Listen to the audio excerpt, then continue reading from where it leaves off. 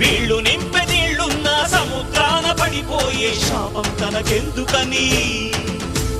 బరువై దయ కరువై తను వెలియై ఇక బలియై ఉప్పు సాగరాలలోకి వెళ్ళలేక వెళ్ళలేక వెక్కి వెక్కి పడుతున్నది వృధాగా కనుమూయలేక ఆ అలల అలజడి ఆ తడియారని కంటతడి ఆ అలల అలజడి తడియారని కంటతడి కనబడలేదా వినబడటం లేదా కనబడలేదా